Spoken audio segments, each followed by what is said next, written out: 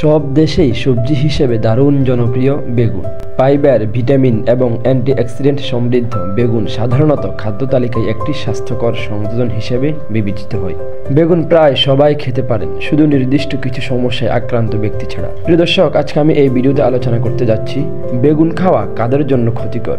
4 শ্রেণীর মানুষ রয়েছে যাদের জন্য বেগুন খাওয়া ক্ষতিকর। 1 নম্বর, যাদের কিডনিতে পাথর বা কিডনির সমস্যা আছে এমন ব্যক্তিদের বেগুন খাওয়া এড়িয়ে চলা উচিত।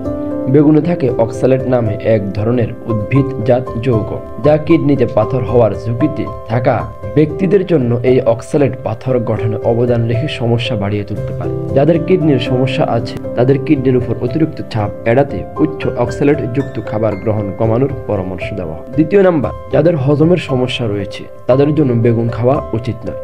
বেগুনে প্রচুর খাদ্য তালিকাগত ফাইবার, যা সাধারণত সুস্থ হজম এবং অন্ত্রের কার্যকারিতায় সহায়তা করে। তবে নির্দিষ্ট গ্যাস্ট্রোইন্টেস্টাইনাল কিছু সমস্যার ক্ষেত্রে অতিরিক্ত ফাইবার নিয়ন্ত্রণ করা কঠিন হতে পারে। যাদের ইরিটেবল বাউয়েল সিনড্রোম, প্রদাহজনক পেটের রোগ অথবা সংবেদনশীল পাচনতন্ত্র আছে তাদের বেগুন বেশি পরিমাণে খেলে পেট পাপা, অস্বস্তি বা আলগা মল তৈরি হয়। 3 নম্বর, আয়রনের ঘাটতিজনিত রক্ত স্বল্পতা থাকলে বেগুন খাওয়া যাবে না। বেগুনে খোসায় নাসোনিন নামক একটি উদ্ভিদ যৌগ থাকে।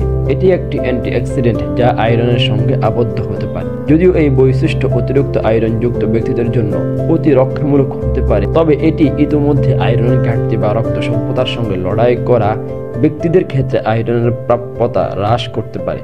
তাই তারা অবশ্যই বেগুন খাওয়া থেকে বিরত থাকবে। 4 নম্বর, যাদের অ্যালার্জির সমস্যা রয়েছে, যাদের খাওয়াজানি চুলকানি রয়েছে, তারা অবশ্যই বেগুন খাওয়া থেকে বিরত থাকবে। প্রিয় দর্শক, আজকের ভিডিওটি এই পর্যন্তই। ভিডিওটি ভালো লাগলে ভিডিওতে লাইক করতে ভুলবেন না।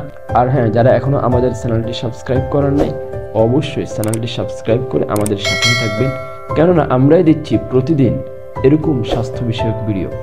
সবাই ভালো থাকবেন, সুস্থ থাকবেন। দেখা হবে পরবর্তী আরেকটি ভিডিওতে। আল্লাহ হাফেজ।